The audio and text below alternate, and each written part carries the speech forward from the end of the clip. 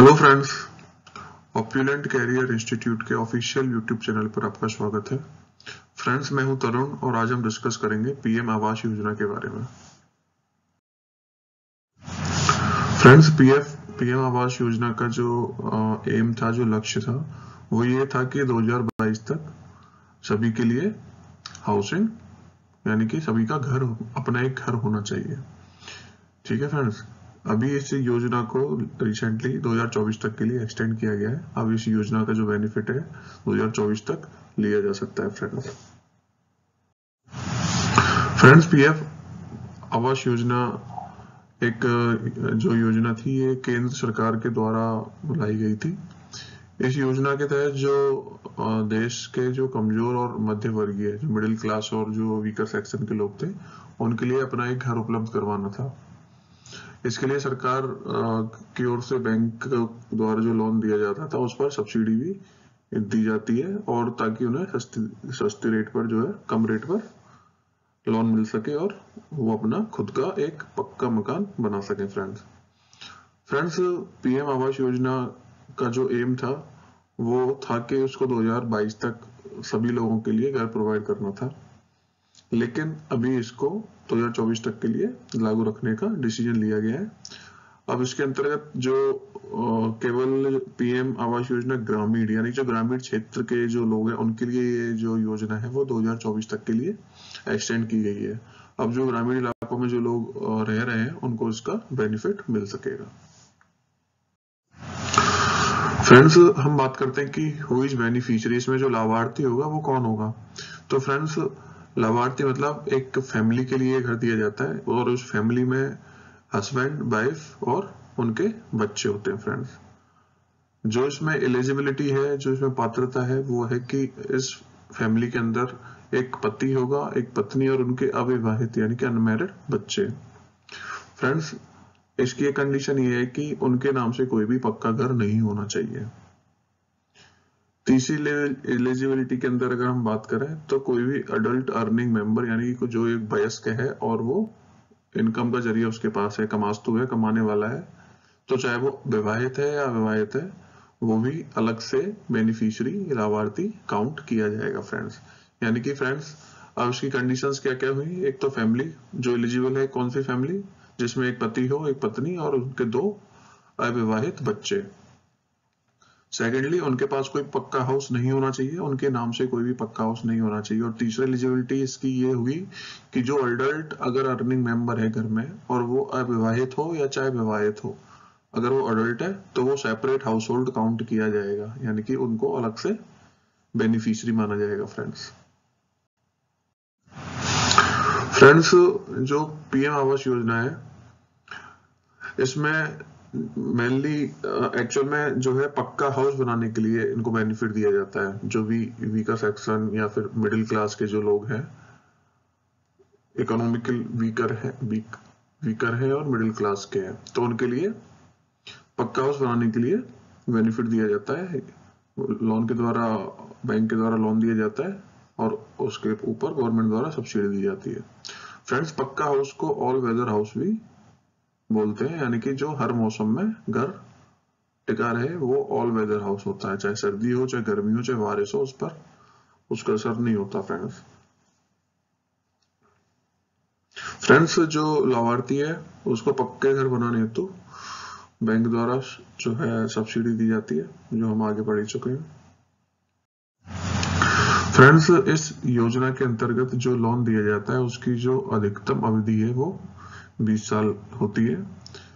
और इसमें carpet area का जो जिक्र आएगा, तो फ्रेंड्स, जो कारपेट एरिया से मतलब होता है कि एरिया इनक्लोज द वॉल, यानी कि 4 दीवार है और उनके बीच का जो एरिया है वो कारपेट एरिया कहलाता है। 4 दीवारों के बाहर अगर कोई, मान के चलो बालकनी है या फिर आंगन है जो बोलते हैं, अगर वो एरिया है तो वो कारपेट एरिया के अंदर नहीं आएगा। कारपेट एरिया का मतलब है जो 4 दीवारी है उसके अंदर का जो हिस्सा है वो कारपेट एरिया कहलाता है। फ्रेंड्स, अब हम इनकम लेवल और कैटेगरी की बात करें तो इसमें 4 कैटेगरी होती है: EWS, LIG, MIG 1 और MIG 2।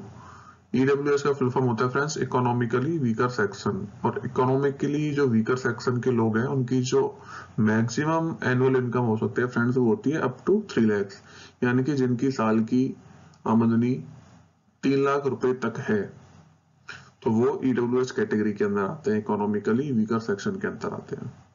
ऐसे फ्रेंड्स एलआईजी कैटेगरी के अंदर वो लोग आते हैं जिनकी एनुअल इनकम जो साल की आमदनी है वो अप टू 6 लाख है, यानी कि 6 लाख रुपए तक है।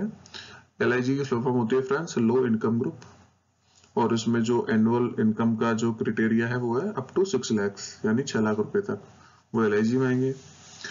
थर्ड है फ्रेंड्स एमआईजी 1, तो एमआईजी की फुल फॉर्म होती है मिड इनकम ग्रुप, तो मिड इनकम ग्रुप 1 के अंदर जो लोग आते हैं वो आएंगे जिनकी annual income up to 12 lakh है, यानी कि 12 लाख तक की जो इनकी साल की आमदनी है वो एमआईजी 1 के अंदर आते हैं।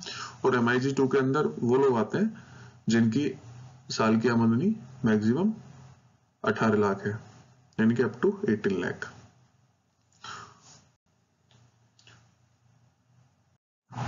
फ्रेंड्स अगर हम जस्ट ऑफ स्कीम की बात करें, एक्चुअल में स्कीम क्या है, तो फ्रेंड्स इसमें हम बात करें ईडब्ल्यूएस कैटेगरी की, तो ईडब्ल्यूएस की जो एनुअल इनकम है जो हमने देखी थी वो अप टू 3 लाख है, और जो मैक्सिमम कारपेट एरिया उनके लिए है वो है 30 स्क्वायर मीटर, ये स्क्वायर मीटर में बात करेंगे।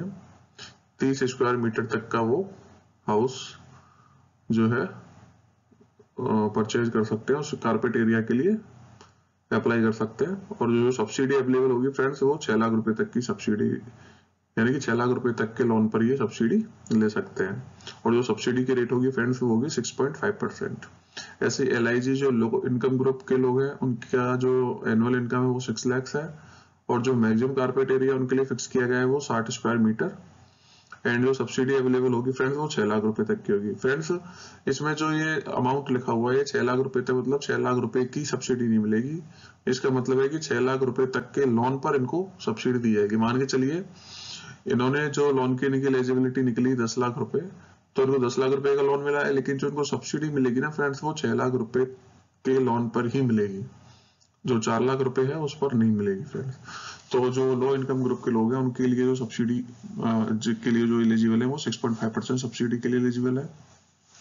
ऐसे फ्रेंड्स एमआईजी 1 की बात करें, मिड इनकम ग्रुप लेवल 1 की बात करें, तो इनकी एनुअल इनकम फ्रेंड्स 12 लाख होती है, यानी कि जो 12 लाख रुपए तक की इनकम वाले जो लोग हैं, साल का जो 12 लाख रुपए जिनकी एनुअल इनकम है वो मिड इनकम ग्रुप 1 के अंदर आते हैं, और इनके लिए जो स्क्वायर मीटर जो कारपेट एरिया जो फिक्स किया गया स्क्वायर मीटर वो है 160 स्क्वायर मीटर, और जो सब्सिडी अवेलेबल होगी फ्रेंड्स वो 9 लाख रुपए तक के लोन पर इनको सब्सिडी दी जाएगी, और जो सब्सिडी का परसेंट है वो 4% दी जाएगी फ्रेंड्स।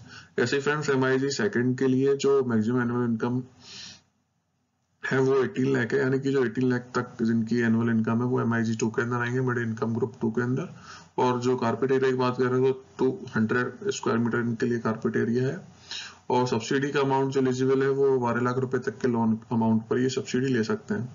मान के चलिए 20 लाख रुपए का इन्होंने लोन लिया, तो इनको जो सब्सिडी है वो 20 लाख रुपए पर नहीं मिलेगी फ्रेंड्स, इनको जो सब्सिडी मिलेगी वो 12 लाख रुपए तक के लोन पर ही मिलेगी, और जो सब्सिडी मिलेगी वो 3% फ्रेंड्स सब्सिडी मिलेगी। फ्रेंड्स पीएम आवास योजना से रिलेटेड कोई भी आपकी क्वेरी हो, कोई भी आपका अगर क्वेश्चन है तो आप मुझे कमेंट बॉक्स में कमेंट कर सकते हैं। फ्रेंड्स आपको ये वीडियो यदि अच्छा लगा हो तो प्लीज लाइक सब्सक्राइब और शेयर जरूर करें। फ्रेंड्स आप वीडियोस देखते हैं लेकिन सब्सक्राइब करना भूल जाते हैं फ्रेंड्स, क्योंकि व्यूज मेरे वीडियोस पे काफी आते हैं लेकिन सब्सक्राइब करना भूल जाते हैं, तो प्लीज आपसे रिक्वेस्ट है कि सब्सक्राइब जरूर कीजिए, जिससे कि मुझे और वीडियोस बनाने के लिए मोटिवेशन मिले फ्रेंड्स। Thank you friends.